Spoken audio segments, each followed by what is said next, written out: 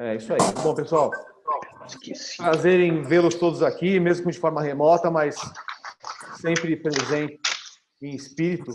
É uma honra grande poder abrir aqui nossa conversa com os nossos amigos, alguns dos grandes tributaristas que temos aqui na nossa rede, LexNet, a rede de escritório de advocacia empresarial, em que temos honra de fazer parte.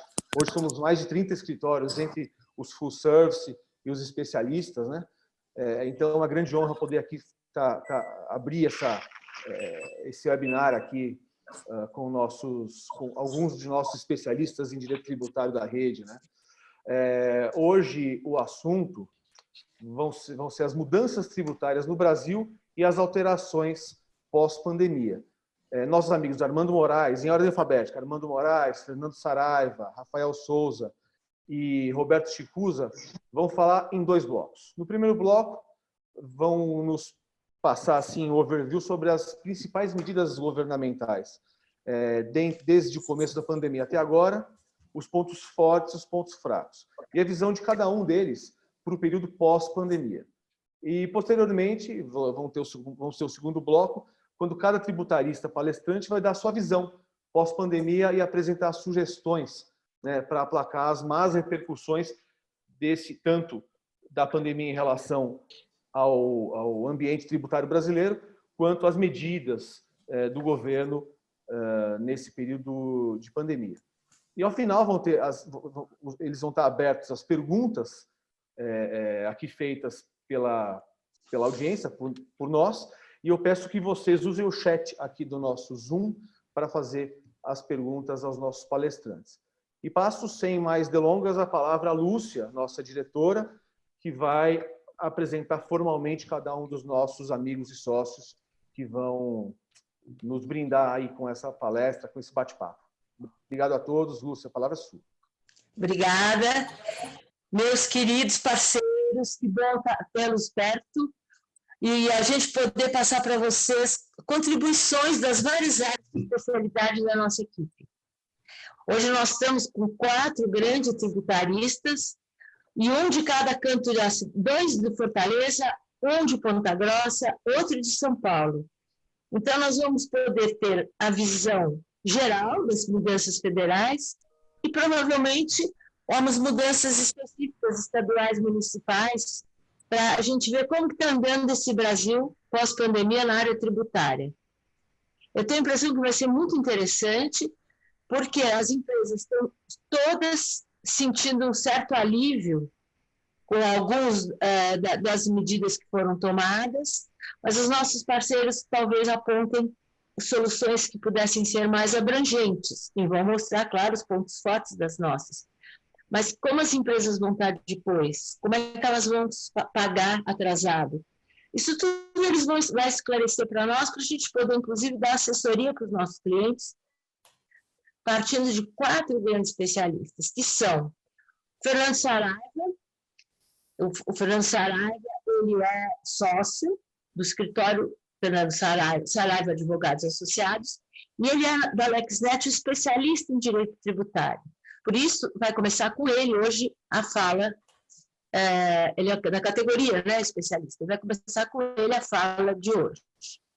Depois nós temos 3 grandes especialistas tributários.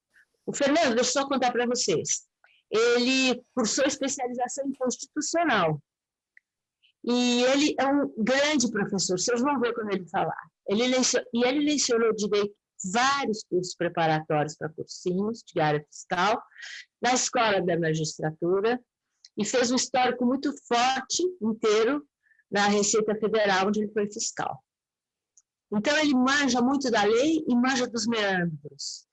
Então, quando a gente tiver dúvida de operação, como fazer, por onde entrar, ele é muito bom, muito craque nisso.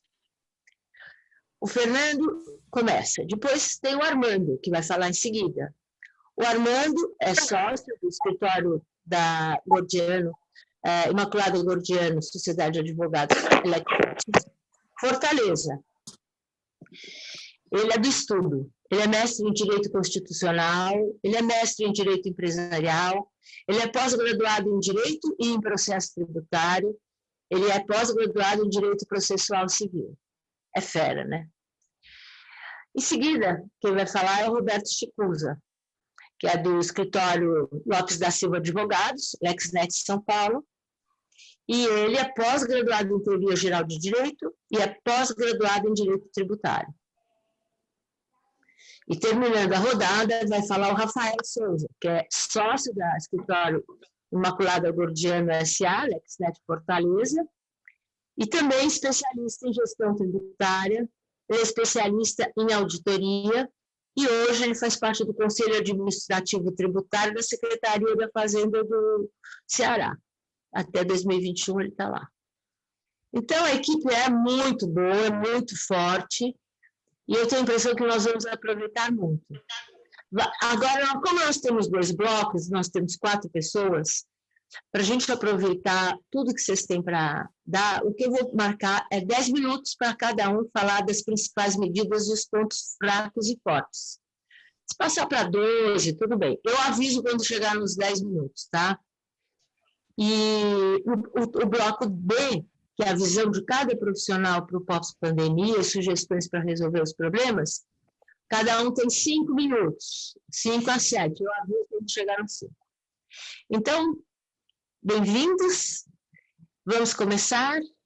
Fernando, você como especialista da rede, categoria especialista em direito tributário, tem a palavra. Bom, Lúcia, obrigado. Eu me sinto bem confortável em 10 minutos. Afinal, nosso sistema tributário é bem simplificado, a gente apenas tem uma legislação federal, 27 estaduais e 5.500 municipais. Então, a gente tem muita tranquilidade para falar em 10 minutos. Eu agradeço aí pelo convite e eu faço esse introito. Eu já vou passar para vocês. Eu fiquei com receio de esquecer alguma das medidas, porque foram várias medidas tomadas na esfera federal, hein? Só na federal. Mas eu fiz essa entrada pensando que realmente o Brasil é um país de vários países. Nós temos instrumentos que poderiam ser concedidos de vez de federal, estadual, municipal, de forma nacional, usando a lei complementar, que na sua natureza é para isso, para estabelecer normas gerais. Nós temos um Código Tributário que admite que a União, e aí no papel de Estado federativo, Estado federal, pudesse prever moratória já de todos os tributos, ou de alguns deles, não tendo que depender de iniciativa de Estado, de iniciativa de municípios. Nós temos... Tá tudo bem aí, pessoal?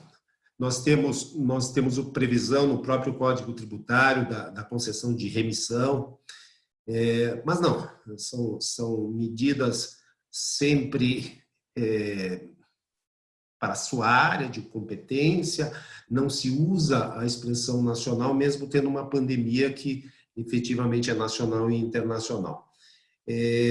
Sob a minha visão crítica, são medidas ainda muito tímidas.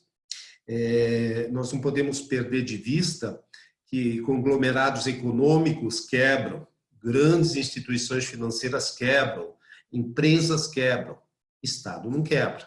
Tá? Temos exemplo aqui do nosso vizinho Argentina, com tantas e tantas crises, mas quebrar não quebra. Então, há muitas pessoas que dizem, não, o Estado tem que pensar em recursos depois. Eu acho que o Estado tem que pensar em não matar os indivíduos na área de saúde, pondo as medidas que têm que ser postas, e na área de tributação. De vez de conceder recursos diretamente, o que também deveriam conceder com créditos a taxas de juros bem beirando ao zero, com diferimentos, com parcelamentos ou com redução tributária. Eu acho que numa análise jurídica, mas isso é para uma outra palestra, haveria a possibilidade, inclusive de dizer que os fatos econômicos não podem ser fatos geradores de tributo enquanto a gente está num estado de exceção.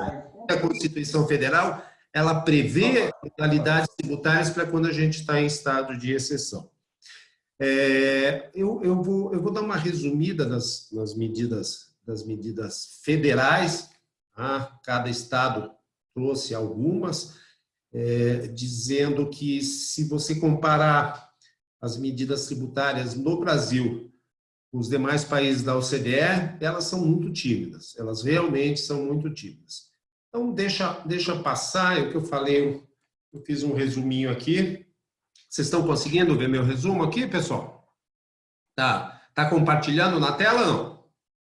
Sim ou não? Sim, sim, sim. Então, tá bom. Vocês veem que aqui o professor de tributário é ruim aqui de tecnologia. Vamos lá. Então, nós temos uma previsão de redução a zero, aí sim, na parte tributária, uma grande redução no imposto de produtos industrializados para produtos ligados ao combate à pandemia. Bastante lógico, álcool gel, máscaras, vários produtos, basta dar uma gulgada aí que vocês vão achar. Prorrogação do prazo de validade das certidões, tanto a negativa como a positiva, por 90 dias a partir de 24 de março.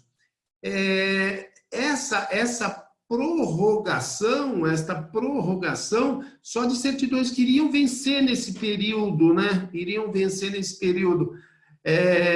Mas as certidões já vencidas, os empresários eles não têm condições de ter essa prorrogação. Aí é uma crítica que eu faço. Eu acho que nesse momento de pandemia não deveria ser cobrado nem em CND, nem CPI, nem protesto, nem CADIM, nem nenhum desses cadastros. Seria um modo já de aliviar o empresário. O empresário hoje tem uma dificuldade incrível de conseguir financiamentos. Por quê? Porque é pedido tudo isso e nenhuma dessas medidas praticamente, a não ser quando a gente vai no judiciário. A gente vai no judiciário, e o judiciário, engraçado, né? O judiciário, em muitos estados, tem dito que ele não pode conceder a moratória, que ele não pode conceder remissão, seria ativismo judiciário. Puxa vida, mas quando eu vou no judiciário pedir, eu não estou pedindo que ele haja como um legislador positivo, eu estou pedindo que ele comate, que ele preencha essa ausência do próprio Estado ao prever essas suspensões, a moratória. Então, quando eu vou no judiciário, eu não estou pedindo para ele conceder por lei moratória. Já tem essa previsão em lei complementar. Estou pedindo só para ele fazer essa ligação por falta, o quê? Por inércia do próprio Poder Executivo ou do Poder Legislativo.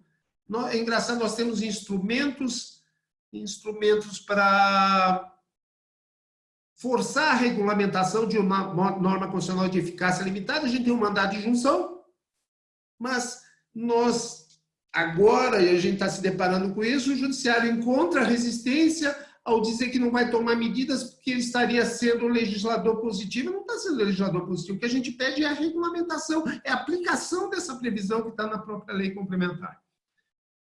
Mas continuando, a prorrogação do prazo para pagamentos de tributos federais no âmbito do Simples, para micros e pequenas empresas, são 3 meses que poderão ser estendidos para o segundo semestre. Eu acho engraçado, né? Estamos numa crise, acabou a pandemia, está tudo bem, voltou a economia no normal, todo mundo faturando. E como é que sai 3 meses agora, na crise, e logo a seguida 3 meses para pagar? Eu não vejo grande vantagem nisso. No caso dos MEI, 6 meses eles estão dando. O CARF suspendeu prazos aqui para 30 de abril, e o que eu acho bem importante é essa medida da PFN, que ela anunciou a suspensão de alguns atos de cobrança por 90 dias, a contar de 18 de março. Então, não há possibilidade de instauração de um procedimento de cobrança. O que eu acho mais importante, o encaminhamento de certidão para dívida ativa ou para cartórios nesse período está proibido, mas eu acho muito interessante esse da linha D, a instauração de procedimentos de exclusão de parcelamento. Então, muitos contribuintes têm perguntado, mas, doutor Saraiva, se eu parar de pagar, eu vou ser excluído do parcelamento? Não. Nós sabemos que parcelamentos na esfera federal, se você chegar a 3 parcelas de atraso, você é excluído. Neste caso, pode passar de 3 parcelas, não vai ser excluído. Mas aí eu digo que chegou em 18 de junho, ele tem que voltar à situação de ter 2 parcelas no máximo. Então, é um fôlegozinho de leve, mas tem que tomar cuidado para não chegar em junho já com mais de 2 parcelas atrasadas, porque aí certamente ele vai ser excluído. A Câmara, isso aqui é importante para a tributária, porque quando a Câmara reconhece, eu sei que a Câmara, o Congresso Nacional, as duas casas, elas decretaram um estado de calamidade com uma intenção, uma ideia de liberar limites de dívida para a União.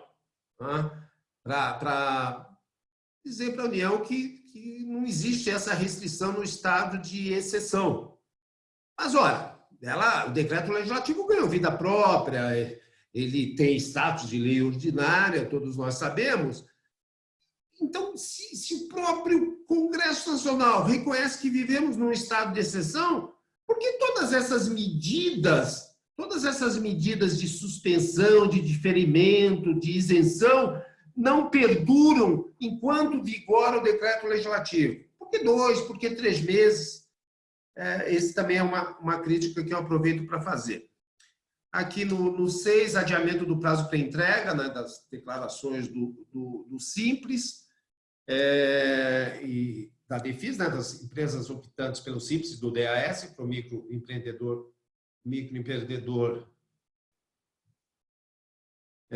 individual. Aqui, diminuição pela metade do percentual da contribuição para o Sistema S. Então, aqui a redução do Siscop, do SESC. Essa redução pela metade das alíquotas, ela é válida até 30 de julho. Aproveitando para comentar de leve, existe muito questionamento, inclusive, sobre a constitucionalidade dessas contribuições. Estava-se para aumentar a parcela mínima de parcelamento simplificado, já estava no forno, já estava para sair, aí foi prorrogado aí as dívidas simplificadas, né, que a PFN fazia até 1 milhão. A desoneração do imposto de operações financeiras por operação de crédito, essa medida é muito legal, as pessoas vão precisar realmente de recursos, de empréstimos, então aí a desoneração, medida boa, ousada, embora não tanto na área fiscal, mas na área de conotação extrafiscal mesmo que o OF tem. Diferença da contribuição patronal e adiamento do prazo da entrega das declarações de imposto de renda para 30 dias. Isso é uma palestra. Oi? Pessoal, tudo bem? Adiar pagamentos da contribuição patronal sobre receita bruta, a contribuição previdenciária, do RAT e do Fundo Rural. Tá aí os prazos. Eu vou deixar depois isso à disposição aí da LexNet. Quem precisar, não precisa gravar nada, está aí esse resuminho. Apesar que esses resumos a gente já encontra bastante. No INSPER, por exemplo, já tem um resumo até melhor que o meu. O Comitê Gestor do Simples Nacional aprovou a prorrogação de tributos do Simples, referente a ICMS e ISS dos municípios. Há uma prorrogação de 3 meses para a contribuição previdenciária patronal, a gente já falou. 10 minutos! Lúcia, não estou te escutando. Rapidinho, acabando já, meu amor. Espera aí, já vou acabar. Apresentação da DCTF, tá? Também foi prorrogada. A transmissão da escrituração fiscal digital, das contribuições. A advocacia também suspendeu a cobrança de devedores de autarquias, essa mais restrito. Sobre transação tributária e sobre negócio jurídico processual, eu gostaria de discutir, mas eu vou discutir no pós-pandemia. Eu acho que são instrumentos que vão ter que ser muito utilizados depois dessa crise toda. Essa transação está no bujo dessa MP da contribuição da MP, que virou lei agora, do contribuinte legal. A Receita Federal está orientando, houve algumas mudanças na guia de recolhimento e fundo de garantia, né, essas informações à Previdência. O governo prorrogou o prazo para pagamento de tributos no setor de telecomunicações. E essas são as medidas. Para exportação, também o regime do drawback, ele que queria vencer agora 2020, ele foi prorrogado também. Então, houve uma prorrogação nesse sentido. Aí tem a súmula vinculante, mas isso a gente pode passar numa segunda fase de exposição. Lúcia, desculpa ter ultrapassado o tempo aqui. Imagine! É um prazer ouvir você, dá até pena de avisar. Obrigado, minha amiga. Obrigado. Você sempre gentil. Vamos chamar o Armando? Professor Armando. Vamos lá. Boa tarde a todos. Estão me ouvindo bem? Sim. O Fernando Saraiva já colocou com muita propriedade as medidas pontuais que foram produzidas pelo governo para esse momento, né, de pandemia. E aí eu vou levar a discussão para um viés que eu sempre gosto de analisar, e que isso aí foi até estudos desenvolvidos na época do mestrado, que é a análise econômica do direito, né? Então, eu vou levar essa discussão e vou apimentar um pouco aqui o assunto para tentar incutir algumas ideias e para mostrar que essas medidas, elas podem, algumas ter efeitos econômicos e outras podem não ter nenhum efeito. E por que eu digo isso? No meu ponto de vista, a política fiscal do Estado, ela deve proceder, né, conforme a análise econômica do direito, em 3 objetivos básicos. Primeiro, ele tem que financiar as despesas públicas. E todos nós sabemos que a máquina do Estado, ela é muito pesada, né? É uma superestrutura que ela é movida a dinheiro. Ou seja, o Estado tem que arrecadar para poder pagar e para poder manter essa estrutura. O segundo pilar é o Estado, a política fiscal precisa também trabalhar o controle da economia. Tá? E por que ele precisa controlar a economia?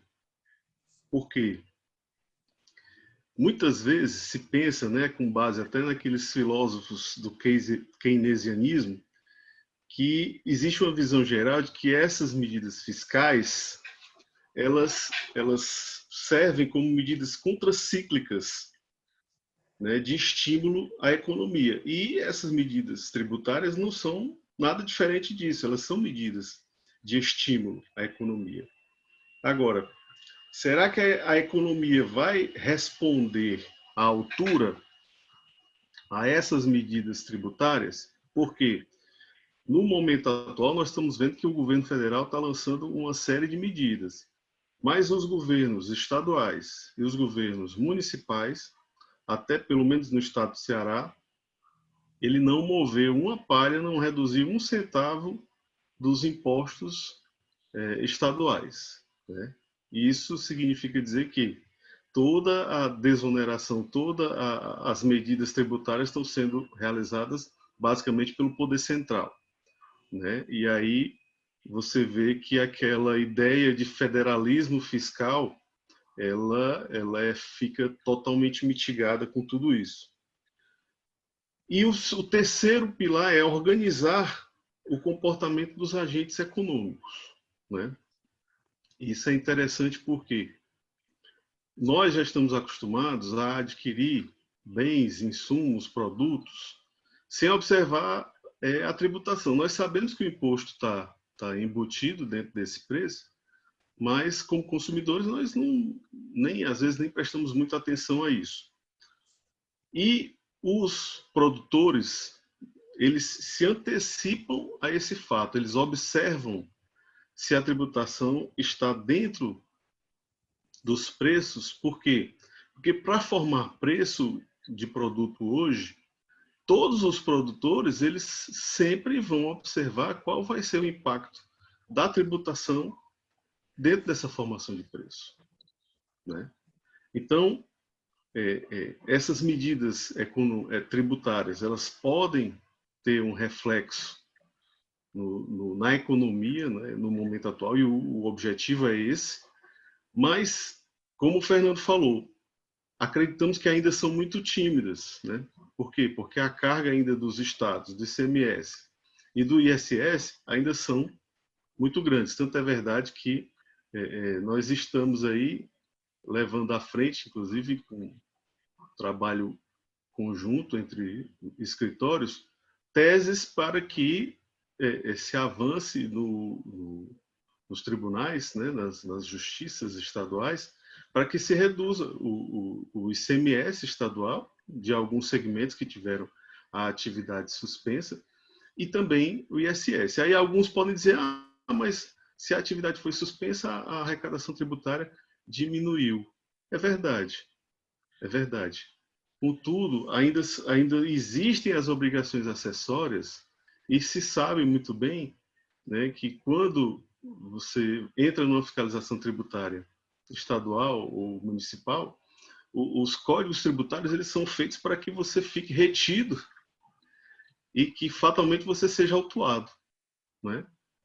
Então, no nosso ponto de vista, essas medidas elas são ainda são superficiais e possivelmente não atenderão. Há alguns que defendem que o Brasil vai retomar a economia rapidamente, né? Alguns empresários dizem que a economia não pode ser abalada por 2, 3 meses. Mas o que nós estamos vendo é que o impacto econômico sobre tudo isso, ele vai gerar uma lentidão, né, na retomada. E essa lentidão é que vai definir se nós vamos chegar aonde essas medidas vão alcançar, né? Então, assim, no nosso ponto de vista, as medidas são superficiais e, do ponto de vista dos custos de transação, ainda não se consegue enxergar se elas, de fato, vão trazer ou não um benefício para as empresas. Concordo com isso. Vou ceder meu tempo aí do Fernando para o Roberto Chicuza, para o Rafael. Você tem 3 minutos, então fica para o fim para o debate entre vocês. Isso. Tá bom? Tá bom? Muito interessante a colocação, Ana. Muito interessante. Obrigada, viu? Nada. Agora vamos falar para o Roberto, ele se colocar. E é excelente, a gente está tendo essas posições pessoais, não é só repartição de lei. Vamos.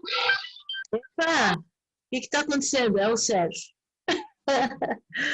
Então, Roberto, a palavra é sua. Bom, obrigado, boa tarde a todos. Oi, está me ouvindo, Lúcia? Agora estou. Vamos lá, falar depois desses 2 professores aí é difícil, né? Mas vamos lá. Eu primeiro vou falar aqui do estado de São Paulo. O Saraiva falou bem aí das medidas que foram adotadas pelo governo federal, né? Especialmente. São Paulo não adotou nenhuma medida de postergação do tributo.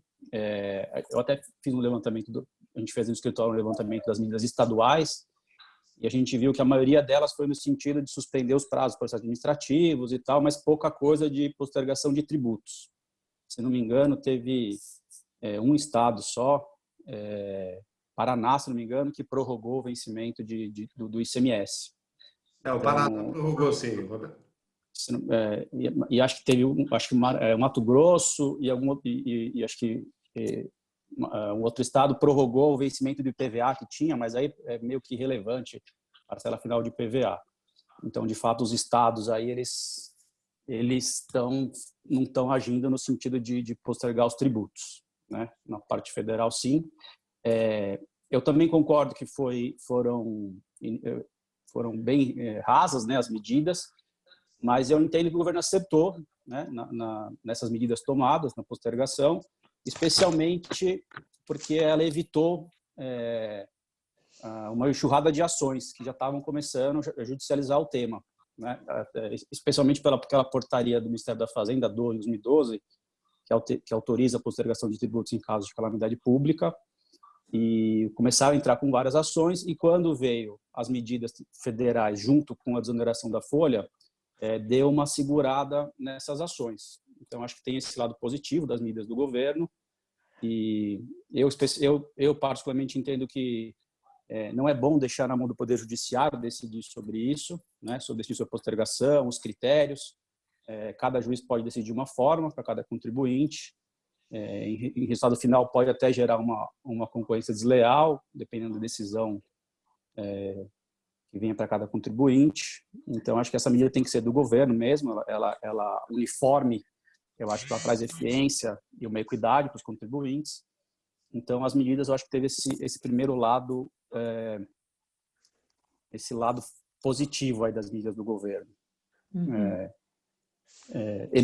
O Saraiva falou, eu acho que ele tem total respaldo jurídico, né, da moratória do CTN, força maior do Código Civil, e pelo que eu dei uma olhada, também o INSPER fez um estudo que a postergação de tributos ela é a medida que mais foi adotada pelos países afetados pela pandemia.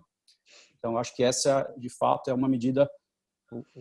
O Armando falou bastante aí da parte dessa questão se vai ser efetiva ou não, mas a gente pode tomar aí pelos exemplos dos outros países, que foi a medida mais adotada.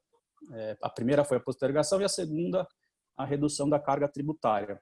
Então, é claro que cada país tem a sua especificidade, mas, no geral, é a medida mais adotada, é a postergação dos tributos.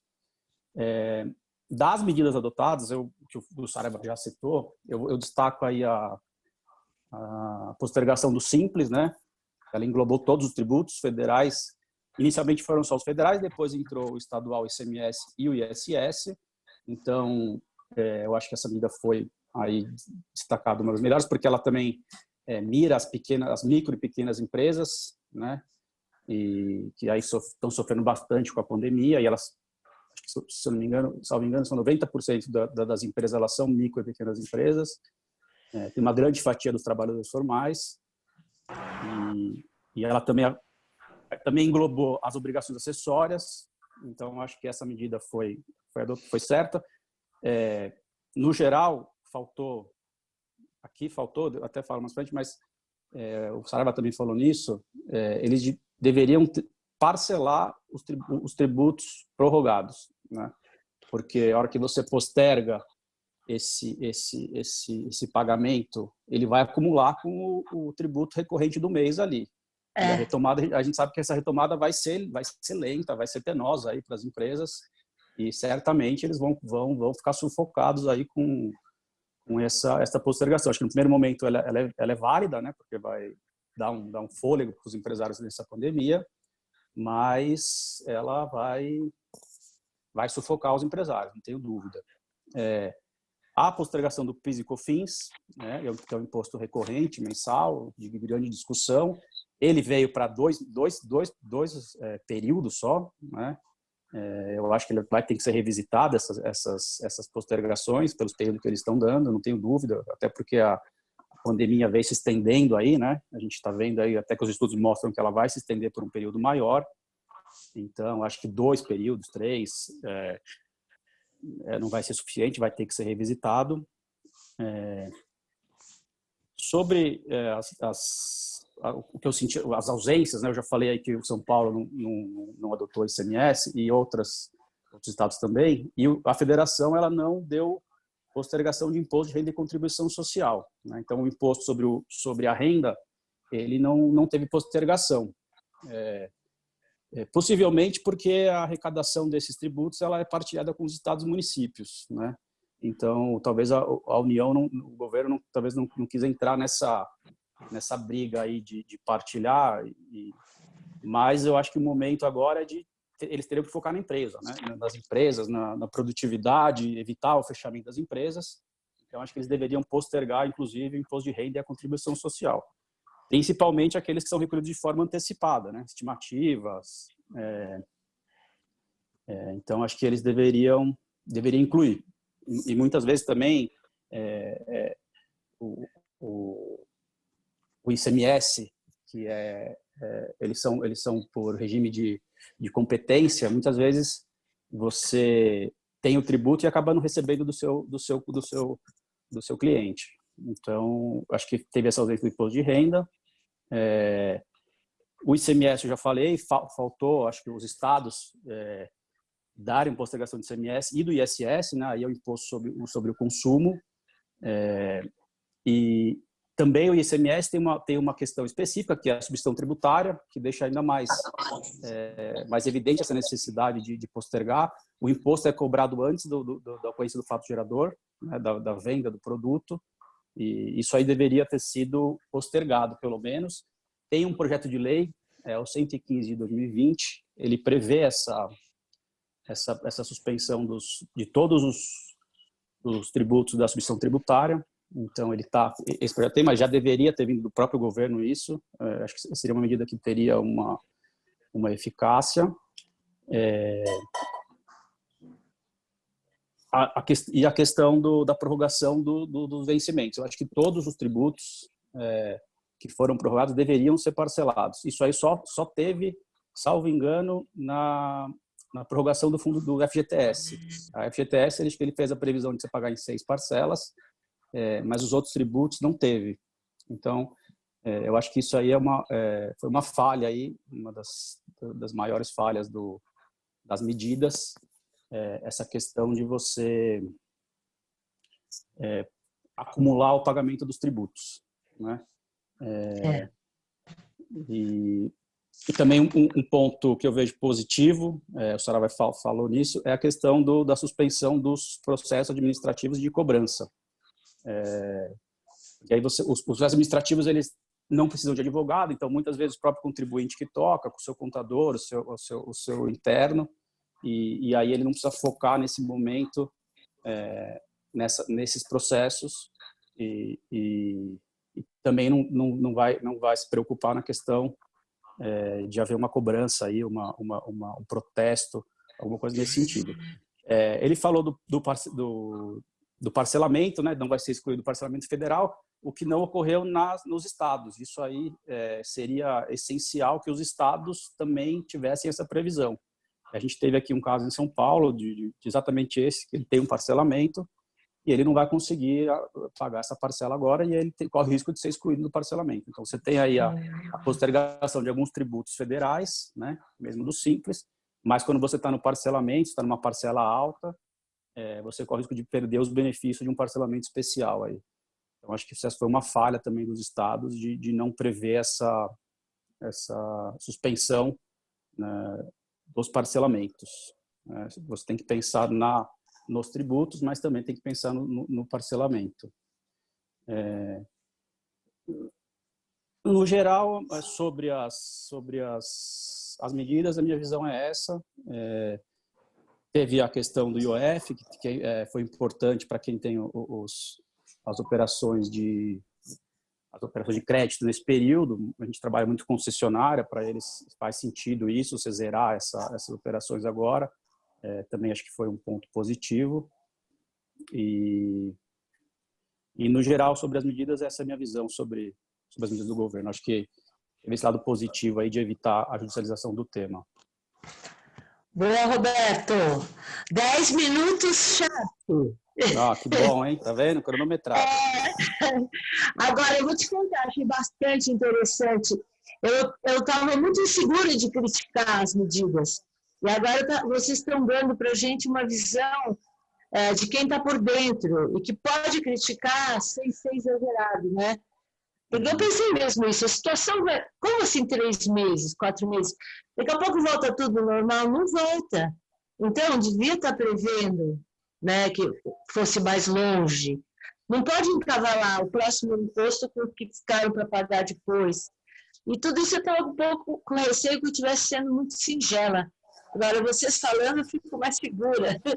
Obrigada, viu? Eu vou falar agora com o Rafael, hein, Rafael? Você está a postos? Cadê o Rafael? Vamos lá. Rafael. Agora sim. Entrou? Vamos lá.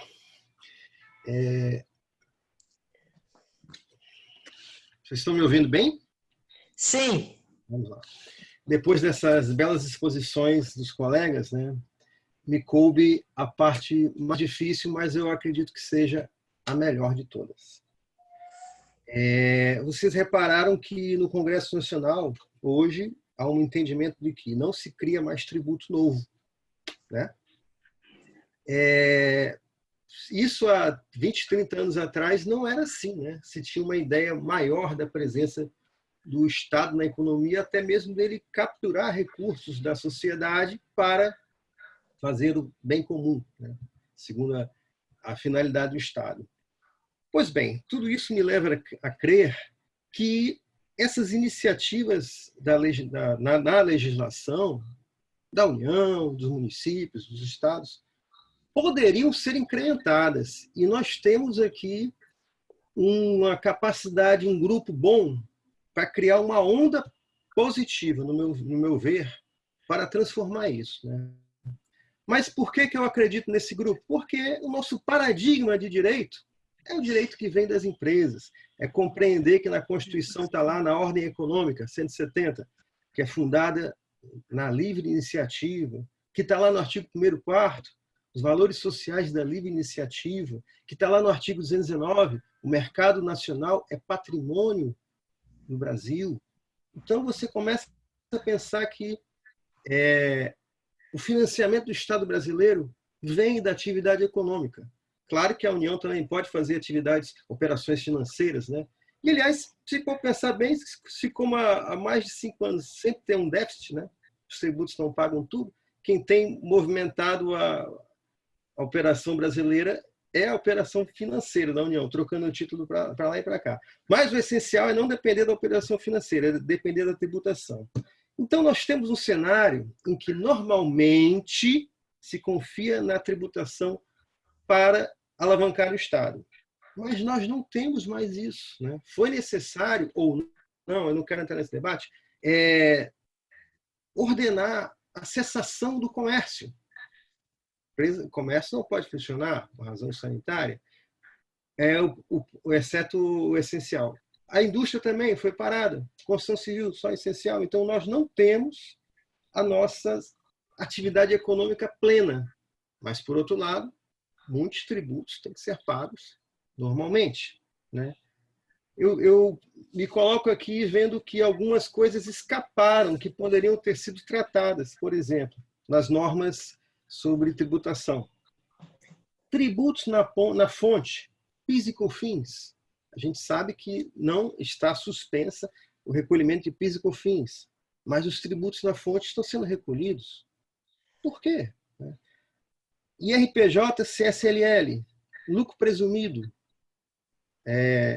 está sendo pago pelas empresas. Quem tem empresa em lucro real trimestral conseguiu demonstrar que há um prejuízo e conseguiu reduzir, né?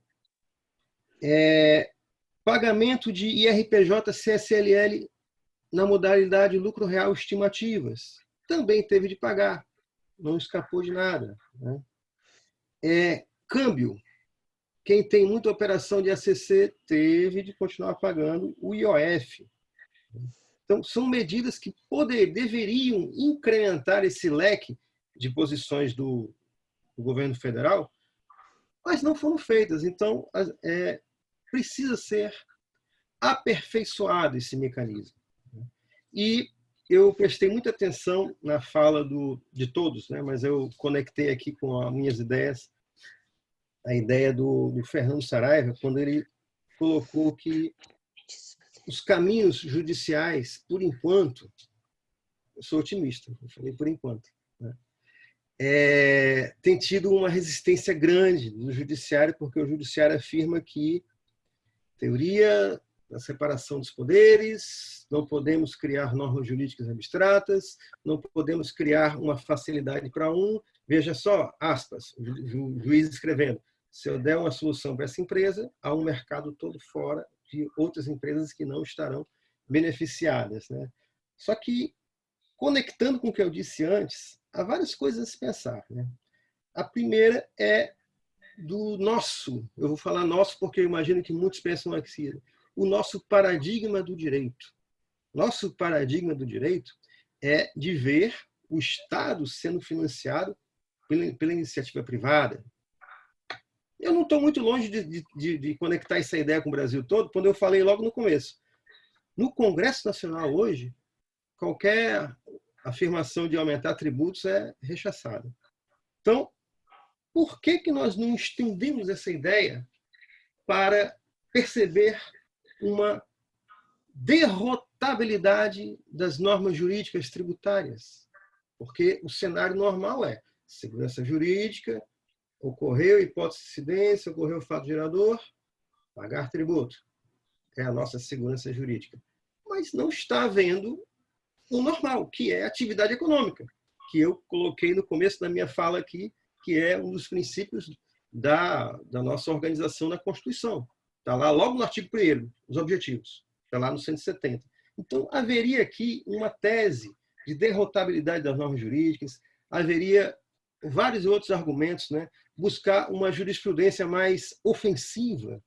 Por quê? Porque se vê na jurisprudência do STF, pero no mútuo, essa questão da separação de poderes. Por vezes, em matéria tributária, se vê um avanço, sim, em várias situações em que o STF ele afasta a incidência de uma norma e já substitui por um critério. Eu vou dizer só um aqui, né? Limite da multa fiscal. O fiscal não pode ultrapassar 20% da operação. Onde é que tem norma para isso? Não tem. Mas o STF fez até, acho muito, mas fez, né? Porque no âmbito estadual tinha legislação que esticava demais esse limite da multa, né? Era 30% do valor da operação, 40%, 100%. Né? Então, eles colocaram um freio, né? Um freio quanto a isso. Então, a minha colocação aqui é que este grupo pode produzir conhecimento para ir buscar algo mais. O algo mais é uma extensão maior das medidas tributárias a favor. Quando eu falo a favor das empresas, é um pouco mais que isso. A favor de preservação de uma atividade econômica que é essencial para o funcionamento do Estado. Não é assim uma linha de que você é advogado de empresa, você vai defender as empresas. Não, eu sou um cidadão que está percebendo uma situação de risco futuro. Não à toa se vê que o segundo semestre, está aqui o Fábio Forte para ouvir, já sabe muito bem disso, né? Será o momento da recuperação judicial no Brasil, um dos. Né? A gente podia... Aí, Fábio, foi mal. Podia evitar isso, né? Podia criar uma forma de evitar ter uma movimentação de artigos, de participação, de lives como essa, para buscar uma alternativa diferente, certo? Buscar uma provocação para que o paradigma de interpretação das normas jurídicas nesse momento seja: vamos salvar a galinha dos ovos de ouro, que é a atividade econômica. A colocação é essa. Não é só salvar o empresário, não é pessoalizar as coisas. Vamos salvar a atividade econômica. Né? Então, esse é o meu libelo aqui, a minha ideia, para ter uma expansão dessas medidas todas. Né? Você vê que os estados alegam, pelo menos eu vi, né, que não podem dar extensões de prorrogação de pagamento e tudo, porque o CONFAS não deixa. É verdade, as reuniões do CONFAS são colocadas lá. Só que eu ainda percebo uma outra forma. Né? Você tem uma norma dos anos 70, Lei Complementar 24/75, que visa uma uniformidade do tratamento do ICMS em âmbito nacional.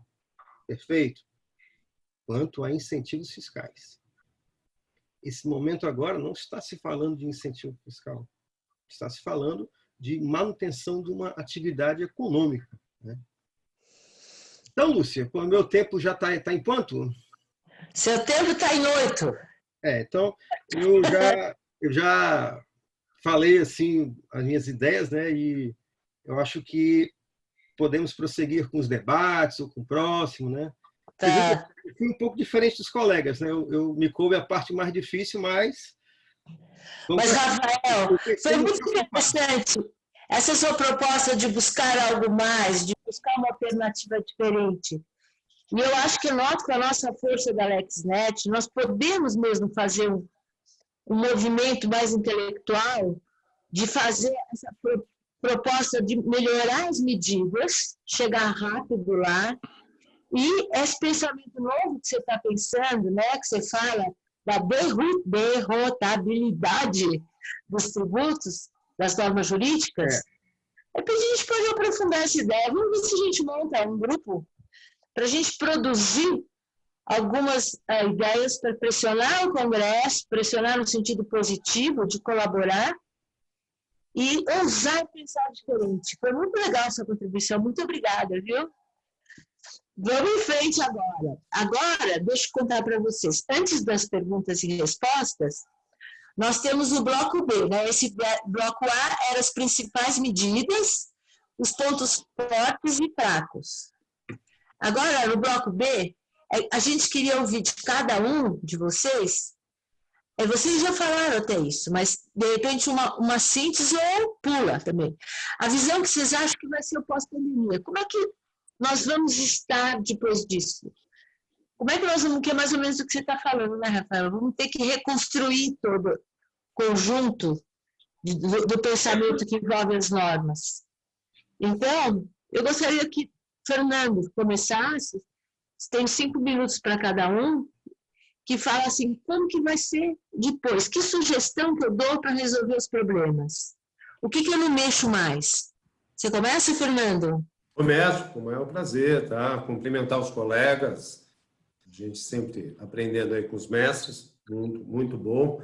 Só fazer um complemento, se você for buscar no OCDE, a maior desoneração que tem é justamente no imposto sobre o valor agregado, e aqui no Brasil não se mexe quase no ICMS, muito pouco no IPI, é interessante. Né?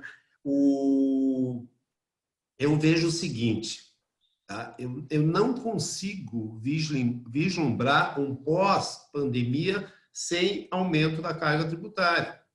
Diferente do Rafael, que é otimista, eu sou pessimista. E já se fala em aumento de carga tributária em São Paulo, à guisa de ilustração. São Paulo tem um projeto de lei muito avançado para aumentar a alíquota do imposto sobre transmissão, doação causa-mortes, tá? Chegar a 8%, e vai ser aprovado. Mas vejo também algumas medidas que fatalmente têm que ser tomadas. Esse diferimento de tributação, esse diferimento de prestações, ele vai ter que se ver acompanhado de um parcelamento especial, de um refis, né, como o pessoal chama muito, na realidade são parcelamentos especiais, que a Receita Federal sempre foi contra os parcelamentos especiais, porque dizem que os empresários ficam esperando pelo próximo parcelamento, deixam de pagar esse para esperar pagar o próximo. Eu venho da Receita e essa é a mentalidade, essa sempre foi a defesa sustentada pela Receita. Certo ou errado, agora nós precisamos de um parcelamento quase obrigatório, porque pelo deixar de arrecadar por 3 meses e diferir para 3 meses seguintes, mostra que não tem condição. Tá, eu trago uma boa notícia para vocês, que existe, eu estou olhando aqui no celular, estava procurando aqui no celular, uma apresentação de um projeto de lei agora no Congresso, pelos senhores Alex Fontaine e Lucas Gonzalez, para a instituição de um programa especial de regularização tributária, por força de calamidade pública. Já estão chamando de PER-TCP. Nesse parcelamento especial, eles preveem um pagamento inicial, um deles, por exemplo, se quiser quitar à vista, paga 10% do valor consolidado da dívida e pode usar prejuízos fiscais, base de cálculo negativa de contribuição social e crédito próprios, pedido de ressarcimento, pedido de restituição. Então, já há esse movimento e certamente será aprovado algum. Foi colocado esse projeto, o pessoal da Receita Federal vai ser contra, mas eles sabem que vai ser obrigado a aprovação disso, então eles vão tentar amenizar. Eu estou achando 90% de pagamento de prejuízo fiscal e de contribuição social, isso vai ser diminuído. Na regra geral, eu acredito que diminuam para a faixa de 50%. Mas é importante, isso é fundamental. Uma outra situação que vai ter que ocorrer, não tem jeito, o empresário vai pressionar, é a devolução do dinheiro do empresário. O empresário que é desonerado numa cadeia de exportação, ele é desonerado, mas como é que ele é desonerado? Pedir ressarcimento, pedir restituição. Existem créditos de ICMS a serem devolvidos. Por quê? Porque a cadeia foi dirigida à exportação, porque houve um saldo credor de apuração de ICMS. Pasme, muitos estados estão pondo um limite para devolver. Aqui no Paraná puseram um limite para devolver o dinheiro que é certo do contribuinte. Então, eu acredito que vão ter medidas de alívio, e essas medidas de alívio seriam agilizar e acelerar a devolução de dinheiro que pertence ao empresário. Uma outra medida que a OCDE tem citado como exemplos, acho que o primeiro país foi a Austrália, não quero mentir, são um elenco maior de deduções de imposto de renda, sobretudo de despesas dirigidas para o combate à Covid, por problemas de suspensão de trabalho, tudo que se envolve, tudo que foi déficit, tudo que foi negativo em face da Covid, isso poderá ser descontado no cálculo do imposto de renda e da contribuição social sobre lucro. Vejo essa medida que ganhou força em muitos países, nós vemos Finlândia, nós vemos Chile, China e outros países, eu acredito que se estenda ao Brasil em breve. Do restante, eu achei muito boa essa ideia da Lúcia. Lúcia, eu me proponho já estar ajudando para a gente poder dar sugestões. Eu acho que a LexNet é um grupo muito respeitado no Brasil, com muita força. Nós temos que aproveitar essa força para estar ajudando a economia brasileira como um todo. Muito obrigado. Obrigada, Fernando. Vamos ser rápidos, né? Porque senão a gente só aparece com o produto quando acabar a pandemia. Vamos ver se a gente faz isso. Vamos ver se a gente faz isso logo. Eu entro em contato com você já amanhã, tá? Tá bom. Então, e Armando, você, o que você tem para sugerir também? Qual é a sua visão? Como é que você acha que vai estar? Olha, eu acredito que a superposição do pagamento desses tributos prorrogados com os tributos vincendos, ela vai trazer uma dificuldade, né? Tanto é que aqui no Ceará eu tenho ouvido de muitos empresários, a gente faz alguns boletins e apresenta para os empresários sobre as mudanças, sobre as normas, e alguns dizem o seguinte: não, eu não vou deixar de pagar agora para quando chegar lá na frente eu pagar em dobro. Eu vou pagar agora, quando for lá na frente eu vou ter que pagar um mês da tributação, e o que eu deixei de pagar agora, não, eu vou continuar pagando. Então, essa prorrogação, ela talvez ela mascare, né? Ela vai mascarar algumas situações, e lá na frente talvez o governo vá ter que tomar novas medidas para poder fazer isso. Agora, eu sou assim, otimista no sentido de achar que nesses momentos de crise são momentos de grandes mudanças, e talvez um momento disruptivo onde pudesse ser introduzida uma reforma tributária. Penso que o momento atual seria esse para a transição dessa reforma. Por quê? Porque o nosso sistema tributário, como o Fernando falou no início, né, as nossas regras, a nossa deontologia, né, tributária, ela é muito bem feita, muito bem refinada. Agora, o sistema tributário, os tributos que foram inseridos no ordenamento jurídico, eles estão, de fato, escorchando os empresários.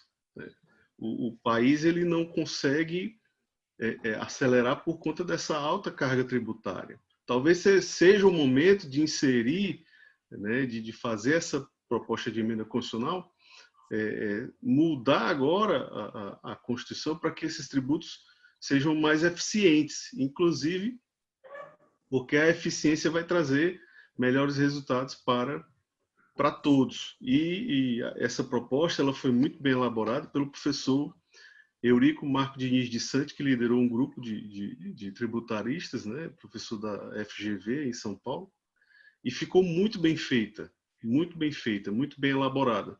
A questão agora é política, né? O sistema tributário lançado pelo professor Eurico Marco Diniz, ele é racional.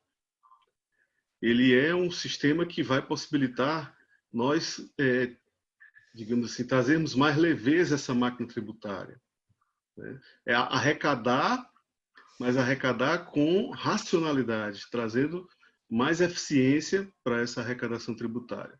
Então, no meu ponto de vista, a gente devia inserir isso. E para finalizar, vocês terem uma ideia, há um tempo atrás, a gente estava estudando uma norma tributária que ela zerava a alíquota da água mineral e do pão. Mas por que isso? Porque a água mineral é um principal vetor de doenças.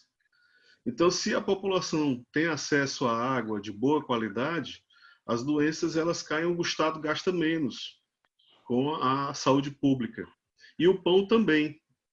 Só que essa norma ficou engavetada lá no Congresso e não andou. Talvez por quê? Por causa de algum lobby. Então, assim, a gente precisa trabalhar a maior racionalidade do sistema tributário e não pensar, muitas vezes, em grupos de interesse que querem manter algumas circunstâncias para poder, né, trabalhar os seus próprios interesses. A gente está precisando trabalhar mais a coletividade para poder trazer isso à tona. Então, penso que esse momento disruptivo deve servir para essa reforma ser inserida e passar por esse momento de transição agora, nesse segundo semestre, ou então no primeiro semestre de 2021. Então, esse é o meu ponto de vista. Obrigada, muito obrigada. Agora, a gente vai abrir um espaço para quem tiver alguma questão, alguma dúvida. E quem está controlando isso é o Jair ou a Cícera? Não sou eu daqui, não. É você, Jair? Eu acho que sim. A gente não combinou nada, mas eu acho que sim. Sim, quem fala? Jair, achei essa posição do Abelardo excelente aí. Sim, então, eu acho que a ideia aqui, como tem duas pessoas que fizeram perguntas, eu vou passar aqui por ordem de chegada, passar a palavra para o Sérgio Schwartzman, porque são só duas pessoas, então não faz muito sentido eu ficar aqui lendo o que ele escreveu, para fazer aqui em público a pergunta e direcionar para quem ele quiser, e na sequência para o Abelardo Lemos, para ele também nos ajudar com a sua participação.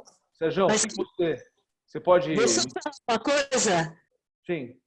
O Abelardo é um grande tributarista. É muito bom ele estar conosco agora.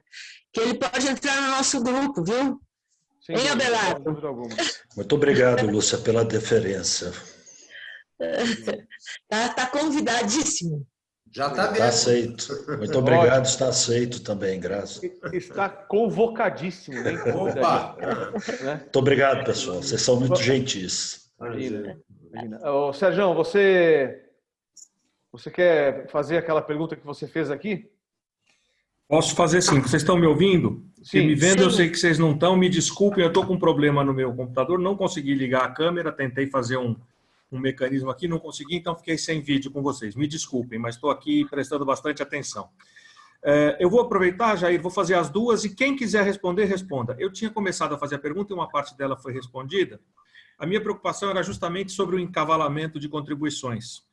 Então, como seria isso, vocês já falaram. E a outra questão é, vocês acreditam que possa haver, se a situação perdurar tão grave ou um pouco menos grave, mas com toda essa... que o governo venha a reeditar medidas de diferimento de pagamentos, de FGTS, de INSS, que são contribuições que para o empresário são o principal encargo, Essa foi uma pergunta. E a outra é, em que pese até o próprio Abelardo falou, e eu concordo com ele, eu falei sobre a possibilidade de alguma das regras ser mantida para depois do final da pandemia, como, por exemplo, a redução do sistema S. Aí ele pondera o sistema S é super importante, presta um bom serviço, e eu concordo, mas que há uma grita muito grande dos empresários sobre o encargo que isso gera. Então, em que pese ser importante, se vocês acreditam que alguma dessas medidas, especialmente essa da redução do sistema S, pode ser mantida para dar um fôlego, ou pelo menos prolongada por um período bastante significativo. Quem tiver com vontade de responder, eu agradeço. Obrigado a todos. Eu vou responder do sistema S rápido, simples. Não acredito que essa medida seja prolongada. Eu não acredito que essa medida seja prolongada. Tá? Eles fazem realmente um trabalho espetacular, mas há uma discussão, e o doutor Abelardo certamente sabe, uma discussão sobre a constitucionalidade, sobre a base de cálculo, que deve incidir sobre 20 salários mínimos e outras situações. Eu não acredito nessa continuidade. Para as contribuições de fundo de garantia, eu tenho certeza que, se a pandemia continuar, vai ter essa prorrogação, porque é parcelamento, não é renúncia fiscal, é apenas um parcelamento. Mas eu gostaria de ouvir os colegas também, por favor.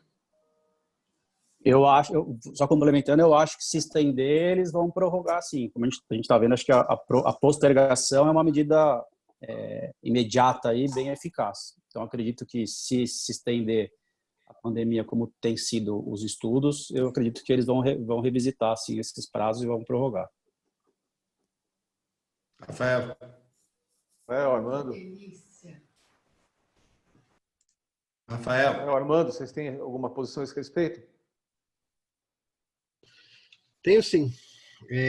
O sistema S, ele é bem relevante, mas se vê que desde o começo do governo atual se falava em reduzir em 30% o valor do sistema S, das contribuições. Logo quando começou essa crise, né, já se fez logo o corte em 50%. Então, eu percebo que há um movimento do Poder Executivo de querer manter uma redução. Só não sei se vai passar no Congresso Nacional, né?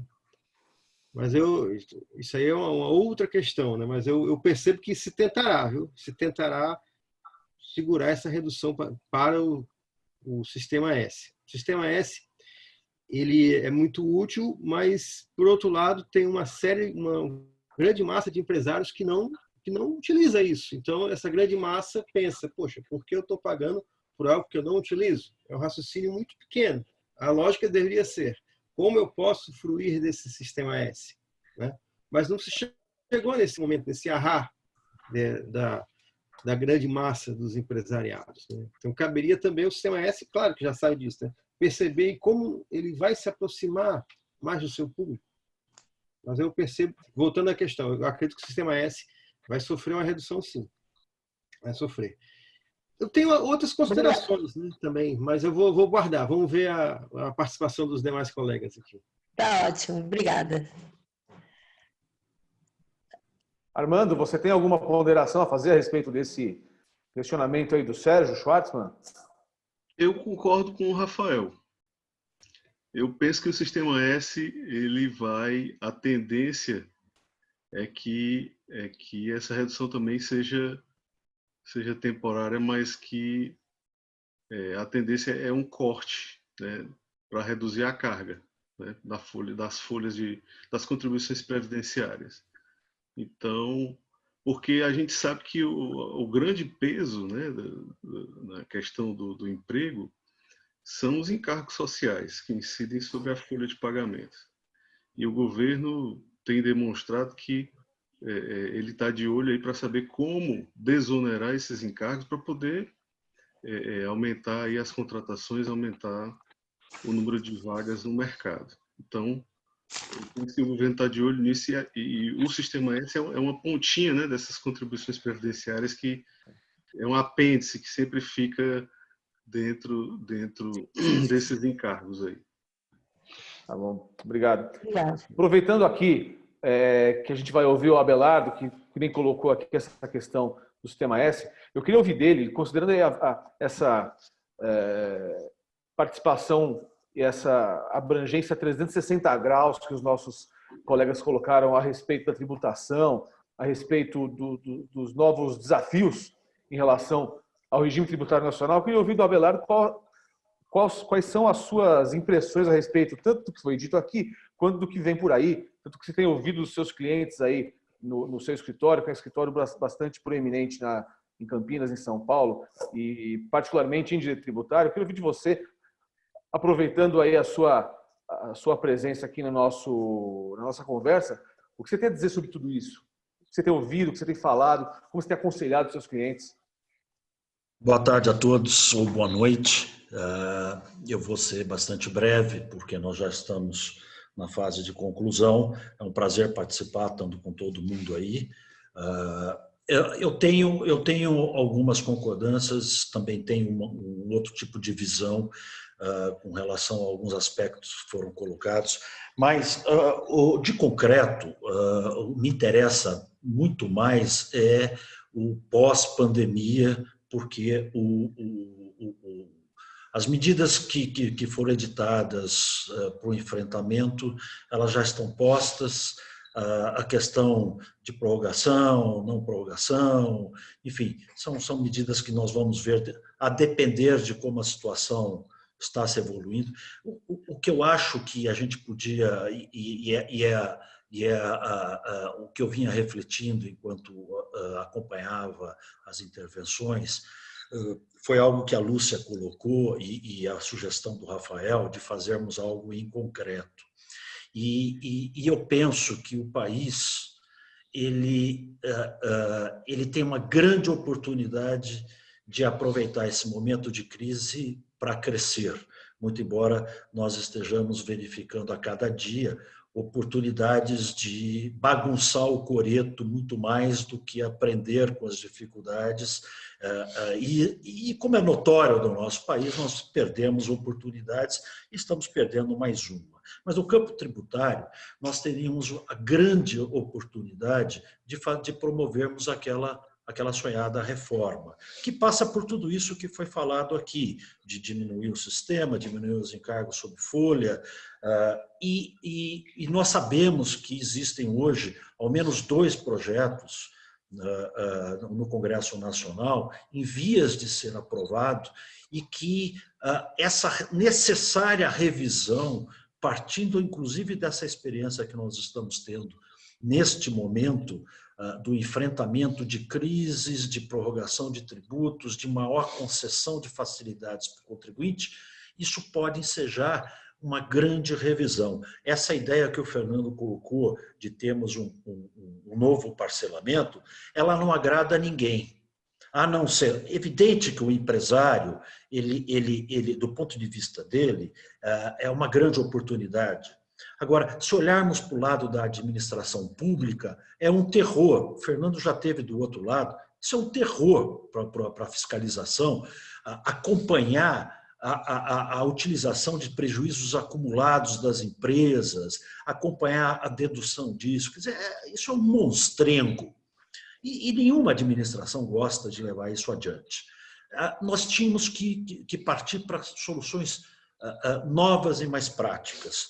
O Alexis, que foi comentado pelo Fernando, é meu amigo pessoal, é meu cliente, tenho acesso a ele a qualquer hora, ele reside aqui perto, inclusive, da minha residência, e é uma pessoa extremamente aberta, e eu coloquei como sugestão aqui para o Jair, que talvez fosse a grande oportunidade desse grupo, se nós estamos com esse anseio de produzir material, dar a nossa opinião e, inclusive, o melhor, nos mostrarmos como um grupo capacitado de influir e trazer novas ideias no cenário nacional, como um grupo de relevância, como eu penso que nós devemos ser e somos, é uma grande oportunidade de nos apresentarmos, não só para um deputado federal, como ele eventualmente poderia trazer alguma outra personalidade envolvido na proposta. Saibam vocês que o Alexis não só apresentou esse projeto, como ele era um dos deputados cotados para ser o relator do projeto de reforma tributária que foi encaminhado pelo Eurico de Santi, lá da PUC de São Paulo. Ele está trabalhando isso em conjunto com o Eurico e ele estava negociando pelo Partido Novo para ser o relator. Então, ele tem uma vivência, embora não seja advogado, ele tem uma vivência excelente com relação a esse assunto. Então, eu acho que nós teríamos muito a contribuir, nós poderíamos até pensar em fazer um trabalho de grupo prévio para termos propostas objetivas e concretas, eu concordo nesse ponto com o Rafael, e apresentarmos isso a ele, depois que ele faça para a gente uma exposição de como que está o cenário disso, nós falar, bom, Alex, agora nós queremos, como grupo, apresentar para você as seguintes sugestões do grupo LexNet. E nós poderíamos partir do projeto que ele tem lá. Esse grupo mais reduzido de atuação na área tributária poderia fazer uma análise do que está sendo proposto e o que nós poderíamos sugerir em termos de contribuição do nosso grupo e levarmos isso para eles, para a reflexão deles que estão na linha de frente de negociação disso. Sensacional. Então, eu gostaria de deixar essa proposta e, inclusive, me colocar à disposição, se assim o grupo entender, eu poderia ficar encarregado de trazer o Alexis ou quem mais vocês entenderem que for interessante a participar, para que a gente possa enriquecer a discussão. Obrigado, boa noite. Obrigada, super interessante, excelente a colocação mesmo, viu? Vamos tocar isso, Abelardo? Não, eu acho fundamental, vai ser de interesse tanto nosso, enquanto rede, enquanto escritórios, enquanto cidadãos, enquanto representantes dos nossos clientes e de nós mesmos, que todos nós pagamos impostos, né? É uma questão de cidadania apresentar um projeto desse, capitanear um negócio desse junto a um parlamentar sério, como é o caso dele. Então, em termos até de visibilidade, né, Jair? Desculpa interromper, mas até de visibilidade, que é algo que nos interessa a todos. Claro. Quer dizer, é mostrar a relevância da nossa rede de atuação e também a qualificação dos profissionais que estão envolvidos, para quem talvez nunca tenha ouvido falar da nossa rede, entendeu? Então, eu acho que isso é uma forma de nós vendermos o nosso peixe, mas com uma qualificação e propósito. Você tem meu apoio incondicional. Eu acho que a gente tem que partir para esse projeto mesmo, contando aqui com os tributaristas do time. Eu acho que a gente vai produzir um material de primeiríssima qualidade e vai ser, como disse você, bem colocado, vai ser uma grande vitrine tanto para a nossa rede quanto para os nossos escritórios, sem contar a questão de pano de fundo, que é fundamental. Muito bom. Muita honra de ter vocês aqui com a gente. Muita honra de ter vocês aqui como parceiros e sócios nossos. Excelente, tá? Pode contar comigo. Excelente ideia, sensacional. Vamos trabalhar assim. Muito bom. Questão para você, Fernando. Deu cortado, Abelardo, não consegui te escutar. Acabou o som dele. Abelardo caiu. Abelardo. Está sem som? Ele deve voltar logo. Se ele está me escutando, ligue para o meu WhatsApp, a gente já vai programando alguma coisa aí. A Lúcia sabe que a gente faz rapidinho as coisas. Independente de ele voltar ou não, a gente avança com isso. Vamos avançar. Ótima ideia, excelente. Adorei. Lúcia, eu acho que você é a pessoa certa para conduzir esse assunto aí, seu poder de... Amanhã a gente já começa a montar o nosso cronograma e o nosso passo a passo. Pode deixar que a gente aqui não tem domingo, não tem sábado, não tem Dia das Mães, viu? Bom, todos os dias são iguais agora, então? Não, deixa eu te contar uma coisa. Nosso próximo live. Boa. Né? A verdade é que eu estava comentando hoje com os nossos parceiros, nós estamos vivendo uma crise de saúde, consequentemente uma crise econômica e uma crise social também. Só que no meio dessa crise toda, conjunto, esse tripé, surgiu uma crise política. Então, nós conversamos muito, resolvemos chamar um parceiro nosso, o Antenor Demeterco, que é um grande especialista na área de direito público, de direito eleitoral, teoria geral do Estado, e o Diogo Paiva, que é nosso especialista em direito ambiental e que é bem ligado ao direito público também, para eles falarem sobre as virtudes e defeitos do sistema político brasileiro, na próxima quarta-feira. Nós vamos usar uma dinâmica diferente, um pouco, o Antenor vai falar, o Diogo vai perguntar, vai ser muito interessante. Eles vão falar como ele é, eles vão falar os pontos fortes, eles vão falar o que modificar, o que banir, o que manter.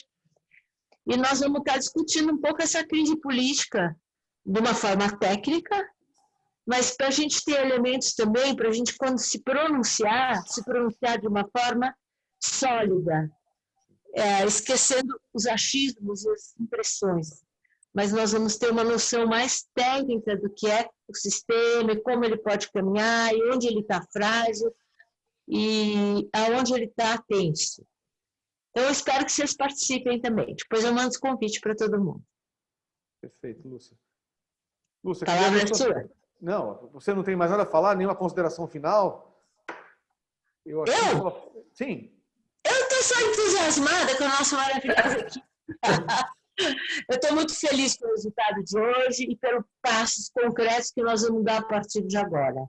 Né? E é uma coisa que eu sempre sonhei, porque a LexNet ela nasceu pensando em colaboração desde o princípio, colaborar com cada escritório, colaborar com cada parceiro, colaborar com o Brasil. Agora nós vamos poder fazer mais solidamente essa colaboração. Estou muito satisfeita. Obrigada, turma. Imagina, todos aí temos a agradecer a você, principalmente, por ser a grande força motriz da nossa rede, né? Você que merece nossos aplausos e saudações sempre.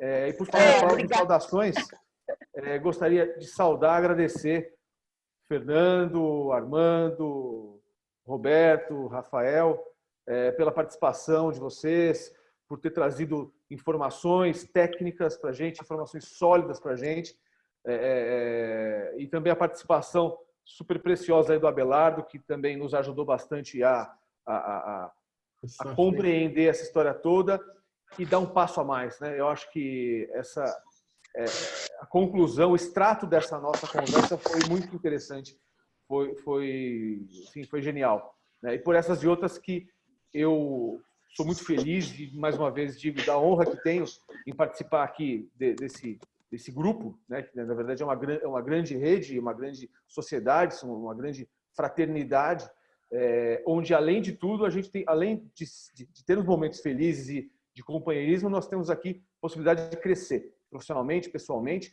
e tem isso que a gente não tem, a gente não vê por aí. Eu gostaria de deixar aqui um registro. Acho que ontem ou anteontem, a Cecília Lencioni, fez um comentário num grupo que nós temos aqui da diretoria para poder veicular essas coisas todas, e organizar esses seminários para a gente, de uma grande advogada, muito competente. Ela é uma especialista em direito eletrônico, que fez uma live amplamente divulgada e tinha 32, 35 pessoas. Na nossa rede batemos hoje 55 pessoas. Isso ninguém tem, né? É uma rede de escritórios de advocacia, né, unida em prol de fazer acontecer, né? Eu acho que isso aqui não tem preço, né? E por conta disso, cada vez mais eu renovo a minha satisfação de participar aqui desse negócio, ter vocês como parceiros e amigos. Então, mais uma vez, obrigado pelos palestrantes, obrigado por todos vocês por terem participado aqui do nosso encontro, e nos vemos aí no dia 13, né, Lúcia? Isso, presidente. Eu tenho que contar para todos que você é um grande presidente. Agradecer. Só um minutinho, só um segundinho, só para falar para o doutor Abelardo, vamos trocar ideia pelo WhatsApp, tá, Abelardo? Tá bom? A gente estava falando, caiu a tua ligação, mas a gente troca ideia pelo WhatsApp. Obrigado, Jair. Obrigado. Perfeito. Um abraço a todos, hein? Boa noite. Um abraço a todos. Até mais. Tchau. Um abraço, tchau, tchau. Tchau, até mais. Tchau, até mais.